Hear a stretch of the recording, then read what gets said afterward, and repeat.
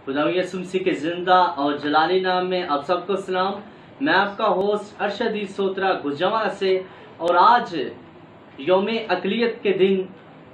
हमारे साथ मजहबी रहनुमा पास्टर डॉक्टर मरकज शरीफ साहब, चेयरमैन इब्तिदाई रसूली कलीसिया पाकिस्तान, और आज हम यौम अक़लियत के बारे में इनसे बात करेंगे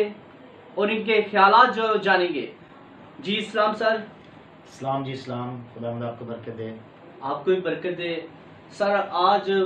पाकिस्तान में यौम अक़लियत जो है वो मनाया जा रहा है, और यौम अक़लियत के बारे में आप जो है रोशनी डालिए, क्या है?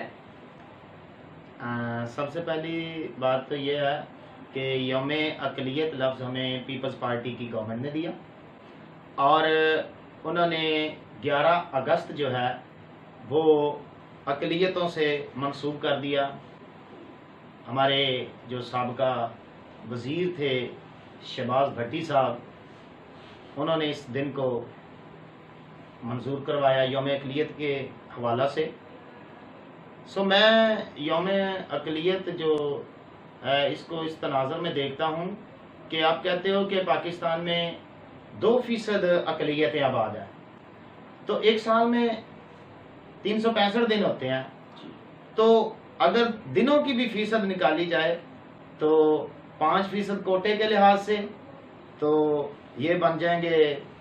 17-18 दिन, और अगर 2% के लिहाज से निकाले तो ये 7 दिन बन जाएंगे। और अगर आप 7 दिन के हिसाब से 7 दिनों की जो हमारे मुल्क पाकिस्तान की इनकम है, इसको अक़लियतों पे खर्च करें, उनकी फलाह बहबूद पे, तो मेरा ख्याल है कि अक़लियतों के मसाइल जो हैं वो ना होने के बराबर हो जाएंगे। तो यौम अक़लियत मैं समझता हूँ कि एक दिन की भी इनकम आप अक़लियतों पे लगा दें तो मेरा ख्याल है कि ये इनके मसाइल ख़त्म हो सकते हैं। सारे दिन हमारे हैं, क्योंकि पाकिस्तान की बुनियादों में अक़लियतों का भी खून जो है वो अक्सरियती तबके की तरह बराबर का शामिल है। तो सर जो पाकिस्तान की जो अक़लियतें थी उस वक़्त जब पाकिस्तान बना था, पाकिस्तान तहरीक जो है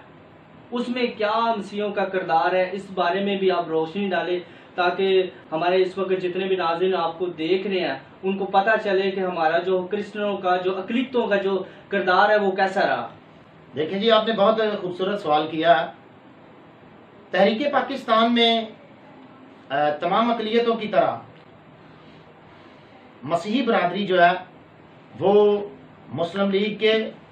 और कायदे आज़म मोहम्मद अली जना के शाना बशाना रही है। तो मसीहों ने जो तहरीक पाकिस्तान में बाकायदा शमूलियत अख्तियार की या हिस्सा लेना शुरू किया, ये 1931 की गोल मेज जो कॉन्फ्रेंस हुई थी, तो सिख कम्युनिटी के अलावा पहली मर्तबा मसीही बरादरी ने सर आगा खान की क़ियादत में जो है उसमें शमूलियत की थी, और यूरोप के 2 मसीहों ने मसीहों की तरफ से उस मुआहदे पर दस्तखत किए थे, सर हेनरी और सर हर्बर्ट कार ने, और वो जो मुआहदा था वो अक़लियतों के मुआहदे के नाम से याद किया जाता है। तो 1931 से बाकायदा मसीहों ने तहरीक पाकिस्तान में हिस्सा लेना शुरू किया। इसके बाद जब यौम निजात मनाया गया 22 दिसंबर 1939 को, तो कायदे आज़म मोहम्मद अली जना की अपील पर तमाम हमारे जो कायदीन थे, जिनमें SP दीवान बहादुर SP सिंघा साहब और उनकी ऑल इंडिया क्रिश्चियन एसोसिएशन और दीगर तमाम हमारे मसीह कायदीन ने कायदे आज़म मोहम्मद अली जना के शाना बशाना काम किया। तो जब यौम निजात पर कांग्रेस के कायदीन ने देखा कि मसीह और तमाम अक़लियतें जो हैं वो हमारे खिलाफ मुत्तहिद हैं, तो उनके 14 तबक रोशन हो गए थे। और जी سر قیام پاکستان میں مسیحیوں کا کیا کردار ہے، اس کے بارے میں آپ روشنی ڈالیں۔ میں تھوڑا سا تحریک پاکستان کے بارے میں آپ کو مزید بتانا چاہتا ہوں کہ جب یوم نجات کے بعد جو ہمارے پنجاب کے مسیحی ہیں اور جو ہمارے مسیحی قائدین تھے، جن میں چودھری چندو لال صاحب جو ڈپٹی اسپیکر بھی رہے ہیں، ایڈوکیٹ، وہ بھی شامل ہوئے اپنے ساتھیوں سمیت، راول پنڈی سے ہمارے قائدین شامل ہوئے۔ تو اس کے بعد جب 23 مارچ کا دن آتا ہے 1940 کو، جو یوم پاکستان کے نام سے منٹو پارک اپنا لاہور میں جو جلسہ ہوا تھا کہ یادگار، اور اس میں بھی ہمارے مسیحیوں نے ہزاروں کی تعداد میں شرکت کی تھی۔ تو ہمارے میں یہاں پر آپ کو یہ بات بتانا چاہتا ہوں کہ دیوان بہادر صاحب کے علاوہ ہماری ایک مسیحی ریاست تھی کپور تھلا، اور اس کے جو راجہ تھے ان کی بیٹی نے بھی باقاعدہ شمولیت اختیار کی تحریک پاکستان میں۔ اور پھر جب 1942 کو 18 نومبر کو دھوبی گھاٹ فیصل آباد میں جلسہ ہوا، تو ایس پی سنگھا صاحب نے اور ہماری کرسچن قیادت نے باقاعدہ سپاس نامہ پیش کیا، اور 20 نومبر 1942 کو قائد اعظم محمد علی جناح، محترمہ فاطمہ جناح اور ان کے رفقا کار کو ایس پی سنگھا صاحب نے باقاعدہ عشائیہ دیا تھا ان کے اعزاز میں، اور ہمارا یہ نعرہ اس وقت مشہور ہوا تھا کہ جناح آج سے ہمارے قائد ہیں۔ یہ مسیحیوں کا نعرہ ہے کہ جناح آج سے ہمارے قائد ہیں۔ تو میں یہاں پر آپ کو یہ بات بتانا چاہتا ہوں کہ 1946 کے جو انتخابات ہوئے تھے، اس میں چونکہ وہ انتخاب ہوئے تھے جداگانہ، تو اس میں مسلم لیگ نے تمام نشستیں جو تھی وہ اپنی جیتی تھی۔ تو اس میں مسیحیوں کا بڑا اہم کردار ہے، کیونکہ کانگریس اور مسلم لیگ کے جب ہو گئے برابر ووٹ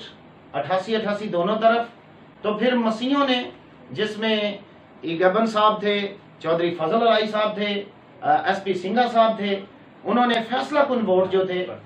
وہ دیے۔ اور اس طرح میں سمجھتا ہوں کہ پاکستان جب وہ کسی جرنیل نے یا کسی آرمی نے فتح نہیں کیا، یہ ووٹ کی طاقت سے بنا، قوت ایمانی کی طاقت سے بنا، اور اس میں مسیحیوں کا کردار جو ہے وہ بہت اہم ہے، جس کی تاریخ گواہ ہے کہ مسیحیوں کے ووٹ، فیصلہ کن ووٹ سے پاکستان مکمل ہوا ہے۔ اور 1947 میں خدا کے فضل سے پاکستان بنا۔ تو پاکستان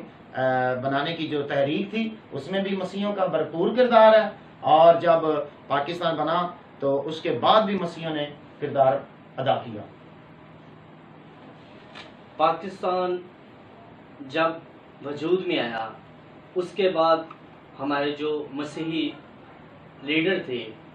ان کا کیا کردار ہے، تاکہ اس وقت جتنے بھی بہت سے لوگ ہیں ان کو اس بارے میں نہیں پتا کہ ہماری جو اقلیت تھی، ہمارے جو اس وقت کے جو لیڈر تھے، ان کا پاکستان بننے کے بعد جو ہے وہ کیا کردار ہے، اس کے بارے میں، کیونکہ پاسی صاحب آپ جو ہیں وہ مذہبی رہنما بھی ہیں، ٹھیک ہے، اور آپ نے بہت سارے جو ہیں وہ سیمینار اٹینڈ کیے ہیں، اور باقاعدہ طور پہ آپ جو ہے وہاں پہ ایز اے اسپیکر جو ہے بولتے رہے ہیں، اس بارے میں بھی آپ روشنی ڈالیں۔ میں بتاتا چلوں کہ جب پاکستان بنا تو مسیحی برادری جو تھی، یہ وہ لوگ ہیں جنہوں نے بغیر کسی لالچ کے، بغیر کسی ڈر خوف کے قائد اعظم محمد علی جناح اور مسلم لیگ کا ساتھ دیا۔ اور جو مسلمان بھائی تھے وہ تو وہاں سے مہاجر ہو کر زیادہ تر ادھر آئے، لیکن پاکستان کے جو مسیحی تھے وہ یہاں کے مقامی باشندے تھے، انہوں نے ان کو ویلکم کیا، ان کے ساتھ انہوں نے ان کا ہاتھ بٹایا، ان کی مشکلات کو اپنی مشکلات سمجھا۔ پاکستان میں جو کرسچن مسیحی ادارے تھے، جیسے ہاسپٹل تھے اور جیسے ہمارے تعلیمی ادارے تھے، انہوں نے مہاجرین کو ویلکم کیا، اور ہماری مسیحی نرسز اور ڈاکٹرز نے بڑی خدمات سر انجام دیں، تحریک پاکستان کی طرح قیام پاکستان میں بھی اور اب استحکام پاکستان میں بھی مسیحی جو ہے وہ اپنا کلیدی کردار ادا کر رہے ہیں. 1947 میں جب 17 اگست کو باؤنڈری کمیشن کے سامنے باقاعدہ شامل ہو کر ایس پی سنگھا صاحب نے جناب علی کہا کہ ہمارے جو مسیحی اکثریتی علاقے ہیں انہیں پاکستان میں شامل کیا جائے، اور پریس کانفرنس کر کے انہوں نے باقاعدہ احتجاج ریکارڈ کرایا کہ جو ہمارے علاقے ہندوستان کی طرف جا رہے ہیں انہیں نہ جانے دیا جائے. مسیحیوں کا جو کردار ہے